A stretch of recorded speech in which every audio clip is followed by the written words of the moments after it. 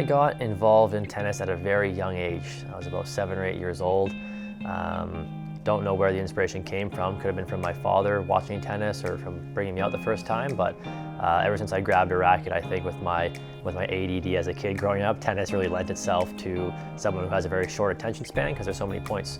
You play one point, you forget about it, you're on to the next point so quickly, so it worked out really well for me.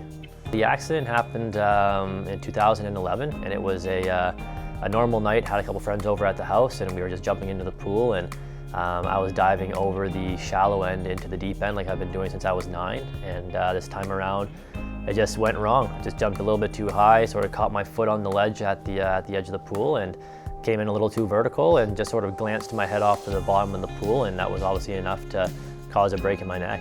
Yeah, I mean the transition at first was pretty seamless. I got introduced to parasport right when I was in the rehab facility. I had 2 guys come in, one who played rugby, one who played tennis, who both introduced me to the sports. And when I was in rehab, I went on to the tennis court for my first time. And I was someone who was aware of parasport before my injury. I had coached it for 3 years, so I was aware that the opportunities existed. But playing it was a whole different story now that I had a functional limitation. So it was challenging, but I was at least aware of it right away, so I didn't miss any time from that perspective. Yeah, getting back into tennis allowed me to rediscover part of my identity again. Pre-injury, I was a very athletic individual. The community knew me as the tennis coach. I knew myself as an athlete. So when I got injured, I felt like that part of me was stripped away. And I really didn't know who I was after that, didn't know what I was going to become.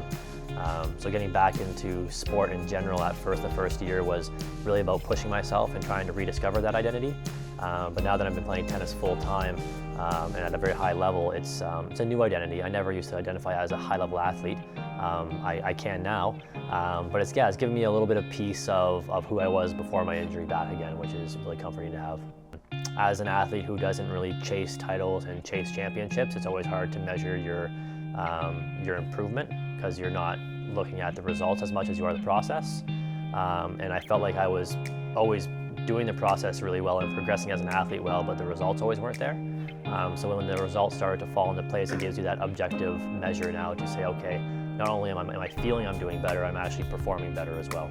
Lima was super important, not from a winning gold standpoint. That was a cool bonus, but just experiencing a multi-sport games for the first time. As an athlete, you're always traveling around playing tournaments, but you don't get to always experience what that's like to be part of a larger sporting event. And for me, that was really cool to be able to go watch basketball, to be able to connect and socialize with other athletes, learn about their training regimens, learn about the routines they do, and it was just cool to feel bigger than just tennis, to feel part of Team Canada as a whole, not just Team Canada tennis, was really unique, and I think it gave me a small sliver of what Tokyo might be like. If I can continue to play really high-level tennis, that is going to be hard for opponents to beat me.